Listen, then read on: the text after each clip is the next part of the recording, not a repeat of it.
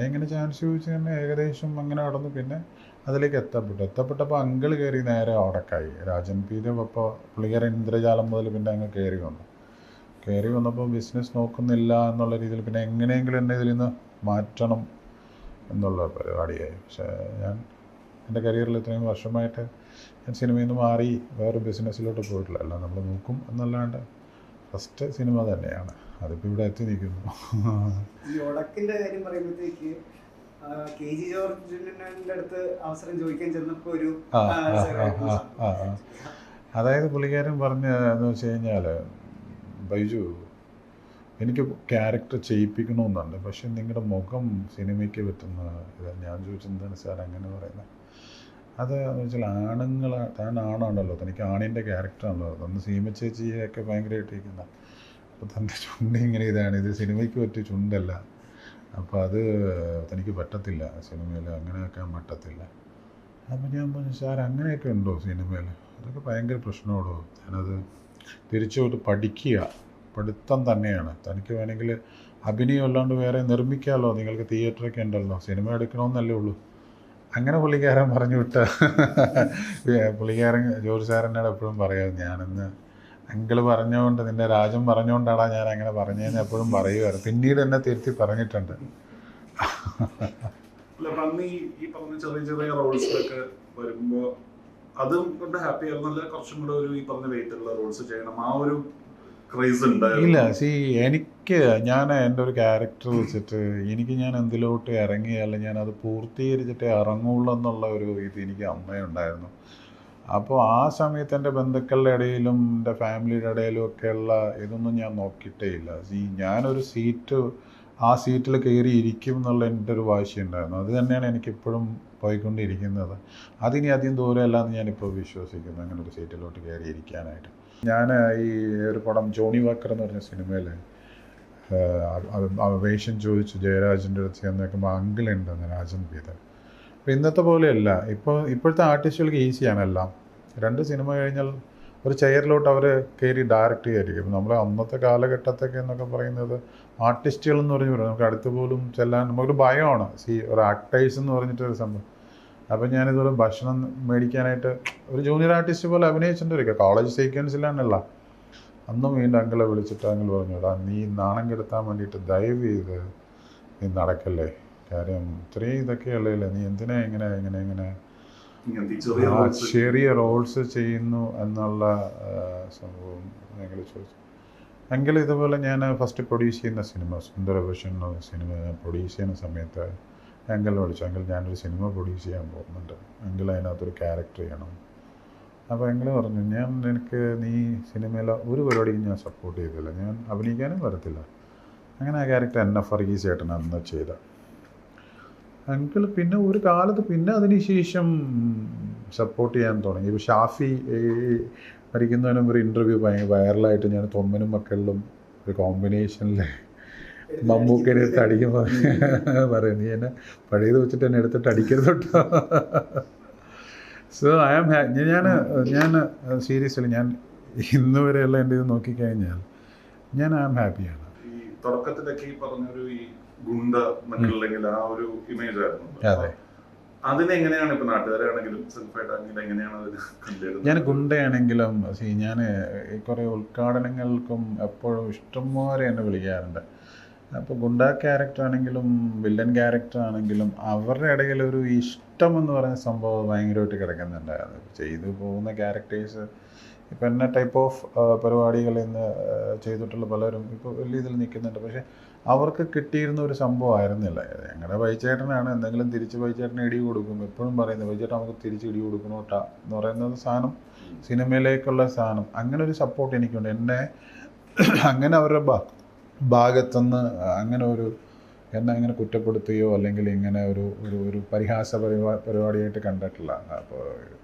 ഇപ്പോൾ അതിനുശേഷം പിന്നെ ഒരുപാട് ക്യാരക്ടേഴ്സ് ചെറുതും വലുതുമായിട്ടൊക്കെ ക്യാരക്ടർ റോളിലോട്ടൊക്കെ കയറി വന്നിട്ടുണ്ട്. ഈ അടുത്ത് കുറച്ചും കൂടി ഈ പറഞ്ഞ ക്യാരക്ടർ റോൾസിലോട്ടും അങ്ങനെയൊക്കെയുള്ള ഒരു ഷിഫ്റ്റ് വരുന്നു. അപ്പോൾ അതിൻ്റെ കൂടെ ഒരു കണ്ടിന്യൂഷൻ ആണ് കുമ്പളങ്ങി നൈറ്റ്സ് എന്ന് പറഞ്ഞിട്ടൊരു സിനിമ ഞാൻ ചെയ്തപ്പോൾ എനിക്ക് 10-12 സിനിമകൾ. പിന്നെ അതിനുശേഷം വിശേഷം നടക്കും. വിശേഷം ഒരു ലീഡ് ടൈപ്പ് ഓഫ് പരിപാടിയായിരുന്നു. സൂരജ് ടോമിൻ്റെ പടം കണ്ടിരുന്നു. ആ പടം ഇല്ല.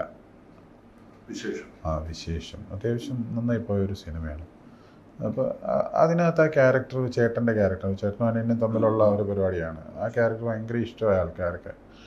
അപ്പോൾ ആ ക്യാരക്ടറിനൊക്കെ ഇഷ്ടമെങ്കിൽ അതിൻ്റെ ഒരു അത്രയും മടങ്ങാണ് ഈ വാവച്ചെന്ന് തോന്നിയ ക്യാരക്ടർ ചെയ്തു വച്ചിരിക്കുന്നത്. ഞാൻ വിശ്വസിക്കുന്നു എല്ലാം ഉണ്ട് അതിനകത്ത്. ഒരു പ്രേക്ഷകന് ഇമോഷണൽ കണക്ട് ആവുന്ന എല്ലാ പരിപാടികളും അതിനകത്തുണ്ട് ആ പടത്തിൽ. ഞാനൊരു സിനിമ ലാസ്റ്റ് ഡയറക്റ്റ് ചെയ്ത KQ എന്ന് പറഞ്ഞ സിനിമ എന്തുകൊണ്ടാണ് അതിനകത്തൊരു പരാജയം, ഞാൻ പ്രൊഡ്യൂസ് ചെയ്ത് ഡയറക്റ്റ് ചെയ്ത ഹീറോ പോലത്തെ ക്യാരക്ടർ ചെയ്ത റോളാണ്. ഞാനത് പഠിച്ചു എന്തുകൊണ്ടാണ്. ഒന്ന്, ആ 12 വർഷം മുമ്പ് ഒരു സിനിമ എന്ന് പറയുന്നത് കണ്ടൻ്റ് ആയിരുന്നില്ല, അതൊരു സബ്ജക്റ്റ് ഹീറോ ആവുന്ന സമയമായിരുന്നില്ല. ഇന്നിപ്പോൾ മലയാളം ഇൻഡസ്ട്രിയിൽ അല്ലെങ്കിൽ ഇന്ത്യൻ ഫിലിം ഇൻഡസ്ട്രിയിൽ നടക്കുന്നത് സബ്ജക്റ്റാണ് ഹീറോ, നോട്ട് അതിനകത്തൊരു സൂപ്പർ സ്റ്റാറുകളോ അല്ലെങ്കിൽ അത്രയും ഹീറോ ഇമേജ് ഉള്ളവരൊന്നും വരണ്ട. കാര്യം അത്രയും സിനിമകൾ ഇവിടെ ഹിറ്റായിക്കൊണ്ടിരിക്കണം. സബ്ജക്റ്റ് ഹീറോ എന്ന് പറയുന്നൊരു പരിപാടിയാണ്. KQ എന്ന് പറയുന്ന സമയത്ത് ഞാൻ ഡയറക്റ്റ് ചെയ്ത സിനിമയിൽ അതിനകത്ത് ഹീറോ എന്ന് പറയുന്നത് ആൻസൺ പോളും ഈ ബൈജു എഴുപണ്ണ എന്ന് പറയുന്നത് ഞാൻ ചെയ്ത ക്യാരക്ടറുമായിരുന്നു. അന്നത് 13 വർഷം മുമ്പ് അത് പല കാരണങ്ങൾ കൊണ്ട് അത് മാറ്റി നിർത്തും, അല്ലെങ്കിൽ ഈ സിനിമ ഇവിടെ ഇറങ്ങരുതും എന്ന് കരുതി പ്ലാൻ ചെയ്ത് അതിലടിപ്പോയിട്ടുള്ളൊരു സിനിമയാണ്. ഞാൻ അതിൻ്റെ സാറ്റലൈറ്റോ ഒരു സംഭവം ചെയ്തിട്ടില്ല. കാര്യം ഒരുപാട് ആഗ്രഹിച്ചുണ്ടാക്കിയൊരു സിനിമയാണ്. അതിനകത്ത് വർക്ക് ചെയ്ത technician Jomon camera, Antony editor, സ്റ്റീഫൻ്റെ എല്ലാ പാട്ടുകളും നല്ലത്, പാർവതി, ഓമനക്കുട്ടൻ, സലീം കുമാർ, ഓപ്പോസിറ്റ് വില്ലൻ തന്നെ വിജയ്, ഡൽഹി ബെല്ലിയിലെ വില്ലൻ, നല്ല സബ്ജക്റ്റായിരുന്നു. പക്ഷേ എന്തോ ആ ഒരു ടൈമിൽ ചില സമയങ്ങളിൽ ചില സിനിമകൾ ഇവിടെ വിജയിക്കാൻ പാടില്ല, അല്ലെങ്കിൽ ചില പടങ്ങൾ ഓടാൻ പാടില്ല എന്ന് ഒരു ഇൻഡസ്ട്രിയുടെ ഉള്ളിലുണ്ടായിരുന്ന അങ്ങനെ കുറേ സിനിമകൾ പോയിട്ടുണ്ട്. അതിൽ പെട്ടുപോയൊരു സിനിമയാണ് അത്. അങ്ങനെ ഉണ്ടായിരുന്നെങ്കിൽ പോലും, അങ്ങനെ ഉണ്ടെങ്കിൽ പോലും സപ്പോർട്ട് പ്രേക്ഷകർ അങ്ങനത്തെ ഒരു ഇതിലേക്ക് എടുക്കും. ഇന്ന് പ്രേക്ഷകരാണ് ഏറ്റവും വലിയ ഹീറോസ് എന്ന് തീരുമാനമായി. റിയൽ ഹീറോസ് പ്രേക്ഷകരാണ്. ആ പ്രേക്ഷകരെ അക്സെപ്റ്റ് ചെയ്യാൻ തുടങ്ങി. അതിലിപ്പോൾ ബൈജു എഴുപണ്ണ ലീഡ് റോൾ വന്നാലും സബ്ജക്റ്റ് നല്ലതാണെങ്കിൽ ഞങ്ങൾക്ക് ഇഷ്ടപ്പെട്ടാൽ ഞങ്ങൾ അയാളെ സ്വീകരിക്കും. അതിനിവിടുത്തെ സൂപ്പർ സ്റ്റാറുകളോ ഇതൊന്നുമല്ല. മറ്റതങ്ങനെ ആയിരുന്നില്ല. ഇപ്പോൾ പ്രേക്ഷകർ ഹീറോസായി. അപ്പോൾ അവർ നല്ല സിനിമകളെ സപ്പോർട്ട് ചെയ്യാൻ തുടങ്ങി. അതവരെങ്കിലും എടുത്തു കഴിഞ്ഞാൽ ആ രീതിയിൽ പോകുന്നുണ്ട് സിനിമകൾ. അങ്ങനെ ഒരു കാലം വന്നതുകൊണ്ട് തന്നെയാണ് ഞാൻ അഗൈൻ ഇത്രയും അത്യാവശ്യം വലിയ ബഡ്ജറ്റായ സിനിമയാണ് കൂടോത്രം. ആ ഒരു കോൺഫിഡൻസിൽ തന്നെയാണ് കൂടോത്രം ഞാൻ എടുത്തിരിക്കുന്നത്. ഈ ആക്സെപ്റ്റൻസ് എന്ന് പറയുമ്പോൾ ഇതേപോലെ ഇപ്പൊ നേരത്തെ ചെയ്ത ചെറിയ റോൾസ്, ഇപ്പം പറഞ്ഞ ഗുണ്ട റോൾസ് ഒക്കെ തന്നെയാണെങ്കിലും, ഇപ്പോൾ പോക്രി രാജ ഇല്ലെങ്കിൽ മറ്റേ ആറാട്ട്, അതിലത്തെ റോൾസും ആൾക്കാർ അതായത് കുറെയൊക്കെ ആക്സെപ്റ്റ് ചെയ്തു. അത് ഈ സോഷ്യൽ മീഡിയയുടേതും കുറെ മീം ട്രെൻഡ്സും കാര്യങ്ങളും അങ്ങനെയൊക്കെ വന്നിരുന്നു. അതിന്റെയൊക്കെ ഒരു എക്സ്പീരിയൻസ് എങ്ങനെയായിരുന്നു? പോക്കിരാജ കൊണ്ട് എനിക്ക് കിട്ടിയൊരു ഗുണമെന്ന് പറഞ്ഞാൽ എൻ്റെ ഫാൻസ് എന്ന് പറഞ്ഞാൽ അവരെനിക്ക് ഭയങ്കര സപ്പോർട്ടായി. മമ്മൂക്കയും ഞാനും തമ്മിലൊരു ബന്ധം ഇൻഡസ്ട്രിയിൽ എല്ലാവർക്കും അറിയാം, ഫാൻസിനെ അറിയാം. ഫാൻസിനെ സപ്പോർട്ട് ചെയ്യുന്ന ഒരു ഡയലോഗ്സ് ഉണ്ട് അതിനകത്ത്. നേരെ ഡയലോഗ് ഓഡിയൻസിനോട് പറയുന്നുണ്ട്. കാര്യം നിങ്ങൾ ചേട്ടനൊക്കെ ആയിരിക്കും, പക്ഷെ നിങ്ങൾ തോക്കുന്നത് ഞങ്ങൾ ഈ ഫാൻസിന് ഇഷ്ടമല്ല എന്ന് പറയുന്നൊരു ഡയലോഗുണ്ട്. ഏറ്റവും കൂടുതൽ ക്ലാപ്സ് വന്ന സാധനം. അന്ന് മമ്മൂട്ടി ഫാൻസ് ഓൾറെഡി നമുക്ക് ഫുൾ സപ്പോർട്ടായി. ഇന്നലൊരു ഇൻ്റർവ്യൂവിൽ പറഞ്ഞു, ഞാൻ ഒരു ആർട്ടിസ്റ്റ് 12 സിനിമയിൽ 10 സിനിമയിൽ ഞാൻ പഞ്ചായത്ത് പ്രസിഡൻ്റായിരുന്നു പറഞ്ഞു. നമ്മൾ വീണ നായർ ഇതിനകത്ത് പഞ്ചായത്ത് പ്രസിഡൻ്റ് കൂടോത്രത്തിൽ.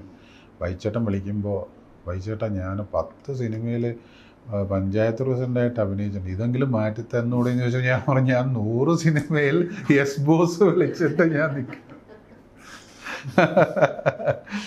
അപ്പോൾ ഒരിക്കലും എനിക്ക് പിന്നെ ഞാൻ അതിലേക്ക് കൂടുതൽ ഇതായി. പിന്നെ അപ്പൻ ഓക്കെ ഇവനെ പിന്നെ എന്ത് ചെയ്താൽ, ഇപ്പോൾ കഴിഞ്ഞ ദിവസം ഞാൻ ഡിസ്ട്രിബ്യൂഷൻ തുടങ്ങുന്നു എന്ന് പറഞ്ഞപ്പോൾ ഞാൻ അത്യാവശ്യം നമ്മുടെ ഇൻഡസ്ട്രിയിലുള്ള ഇത്രയും വർഷമില്ലേ, അപ്പോൾ എല്ലാ പാലക്കാടാണെങ്കിലും കോട്ടയം ഇതെല്ലാം നമ്മൾ ഓഫീസ് എടുത്തു. അപ്പോൾ കോട്ടയത്തെ ആളെ ഇടയ്ക്ക് അപ്പനെ വിളിക്കുന്നതാണ്, ബൈജുവിന് പടം ഇറങ്ങാൻ പോകുന്നുണ്ട്, ഡിസ്ട്രിബ്യൂഷൻ തുടങ്ങുവാണ്.